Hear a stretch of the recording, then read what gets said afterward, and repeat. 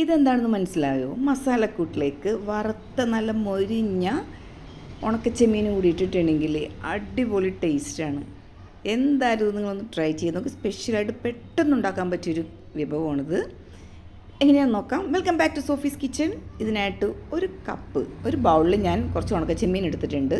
ഇതിൻ്റെ ഈ താഴെയുള്ള കാൽ ഭാഗത്തും തലയുടെ ഭാഗത്തൊക്കെ ഇതിൻ്റെ കുറച്ച് മണ്ണിൻ്റെ പൊടിയൊക്കെ ഉണ്ടാവും. എല്ലാത്തിലും ഉണ്ടാവണമെന്നില്ല. എന്നാൽ ഈ ഭാഗം എടുത്ത് കളഞ്ഞിട്ടുണ്ടെങ്കിൽ നമുക്ക് ബാക്കിയെല്ലാം ഇതിനകത്തേക്ക് വറുത്ത് പൊടിച്ചെടുക്കാം. സാധാരണ ഈ തലയെടുത്തിട്ട് ചമ്മന്തിയൊക്കെ ഉണ്ടാക്കും. അപ്പോൾ ഇത് ഫുള്ളായിട്ട് നമുക്ക് ഇതിനകത്തേക്ക് എന്തായാലും ഉപയോഗിക്കാൻ പറ്റിയതാണ്. നമുക്കിനി ഒന്ന് ക്ലീൻ ചെയ്ത് കൊണ്ടുവരാം. ഇത് നല്ല രീതിയിലൊന്ന് കൊട്ടിക്കഴുകി എടുത്തിട്ടുണ്ടെങ്കിൽ ക്ലീനായിട്ട് വരും.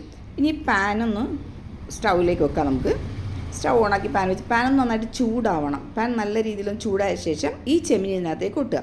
ചെമ്മീൻ്റെ ഉള്ളിലൊക്കെ വെള്ളം കയറിയിട്ടുണ്ടാവും. അപ്പോൾ ഇതൊന്ന് ഉണങ്ങി കിട്ടാൻ ഇത്തിരി ബുദ്ധിമുട്ടാണ്. അപ്പോൾ ഇങ്ങനെ കൊട്ടി വേണം ഇതൊന്ന് വറുത്തെടുക്കാനായിട്ട്. അപ്പോൾ ഇങ്ങനെ കൊട്ടിയെടുക്കുമ്പോൾ ഉള്ളിൽ കയറിയിട്ടുള്ള വെള്ളമൊക്കെ ഇതിൻ്റെ ഉള്ളിലൊക്കെ വെള്ളമുണ്ട്, തലയുടെ ഉള്ളിലെല്ലാം. അതെല്ലാം ഈ പാനിലേക്ക് വീണ് ശരിക്കും നല്ല ഉണങ്ങി വരും. ഉണങ്ങി നല്ല ക്രിസ്പി ആയിരിക്കണം. അത് നമുക്ക് പൊടിച്ചെടുക്കാൻ പറ്റുള്ളൂ. ഓക്കെ, ഇനി അത് അവിടെ കിടന്ന് ശരിക്കൊന്ന് ഉണങ്ങിക്കോട്ടെ. നമുക്കതിനായിട്ട് കുറച്ചൊരു 8-10 ഉള്ളി എടുത്തിട്ടുണ്ട്. നല്ല രീതിയിൽ സ്ലൈസാക്കി, ഉള്ളി ആയാലും സവാള ആയാലും ഇങ്ങനെ സ്ലൈസ് ചെയ്തതിന് ശരിക്കും കൈ കൊണ്ട് ഞെരടി എടുക്കുമ്പോൾ ചെറിയ ചെറിയ പീസുകളായിട്ട് വരും. ഓരോ സ്ലൈസും വിട്ട് വരും അതിൻ്റെ. അങ്ങനെ ആക്കിയെടുത്ത് അപ്പോൾ നോക്കിയപ്പോൾ എന്നാൽ ഈ ചട്ടിയിൽ തന്നെ ഇരുന്ന് ചെമ്മീനൊന്ന് ശരിക്കൊന്ന് ഡ്രൈ ആയിട്ടുണ്ട്. ഫ്ലെയിം ഓഫ് ചെയ്തിട്ട് ചട്ടിയിൽ തന്നെ ചൂട് ചട്ടിയിൽ തന്നെ ഇട്ടിട്ടുണ്ടെങ്കിൽ അത് ഡ്രൈ ആയിക്കോളും. നമുക്ക് ആ സെയിം പാനിൽ തന്നെ കുറച്ച് വെളിച്ചെണ്ണ ഒഴിക്കാം. അതിനുശേഷം നമ്മൾ സ്ലൈസ് ചെയ്ത് വെച്ചിട്ടുള്ള ഉള്ളി അതിനകത്തേക്ക് ഇടാം. ഉള്ളി ഇഷ്ടമില്ലാത്തവർക്ക് സവാള ഉപയോഗിക്കാം, പക്ഷേ ഉള്ളിയാണ് കൂടുതൽ ടേസ്റ്റ്. ഈ ഉള്ളി ഒന്ന് ചെറുതായിട്ടൊന്ന് വഴന്ന് വരത്തക്ക വിധം നമുക്കിത് തുടരെ ഇളക്കിക്കൊണ്ട് കൊടുക്കാം. ഒരുവിധം റെഡിയായി കഴിയുമ്പോൾ നമുക്കിതിനകത്തേക്ക് ഈ ഉണക്കച്ചെമ്മീൻ പൊടി ചേർക്കണം. അതിനായിട്ട് ഈ ഉണക്കച്ചെമ്മീൻ നമുക്ക് സ്റ്റൗ ഒന്ന് ലോ ഫ്ലെയിമിലിട്ട ശേഷം ഇതൊന്ന് പൊടിച്ചുകൊണ്ടുവരാം. ഓക്കെ, ഇത് പൊടിച്ചത് നമുക്ക് ശരിയാക്കിയിട്ടുള്ള ഇതിനകത്തേക്ക് ചേർക്കാനുള്ളതാണ്. അതിന് മുന്നേ കുറച്ച് ഉപ്പിട്ട് ഒന്ന് ഇളക്കി കൊടുക്കാം.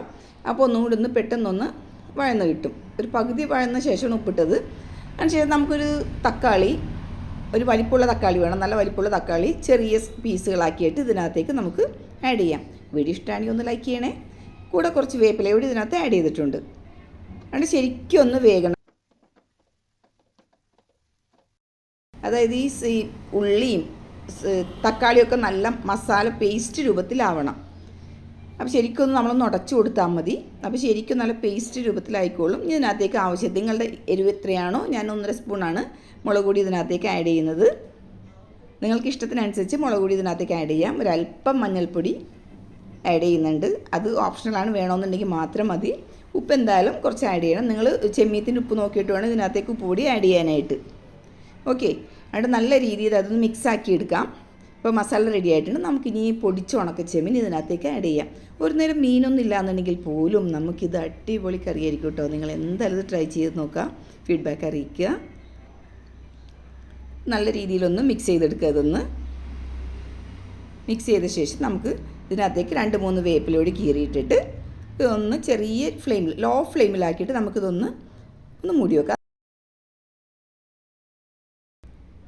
അത് ഫ്ലെയിം ഓഫ് ചെയ്ത ശേഷമാണ് പച്ചവെളിച്ചെണ്ണ ഒഴിച്ചു കൊടുക്കുന്നത്. ഒരു 3 മിനിറ്റ്സ് നമ്മളൊന്ന് മൂടി വെക്കുന്നുണ്ട്. അതിനുശേഷം പച്ചവെളിച്ചെണ്ണ ഒഴിച്ചു കൊടുക്കുന്നുണ്ട്. ചോറിൻ്റെ കൂടെ ഇതും പപ്പടവും മാത്രം മതി. നല്ല രീതിയിൽ നമുക്ക് ഭക്ഷണം കഴിക്കാൻ പറ്റും. വീഡിയോ ഇഷ്ടമായി ഒന്ന് ഷെയർ ചെയ്യണേ. എടുത്തോ, നല്ല അടിപൊളി സംഭവമാണ്.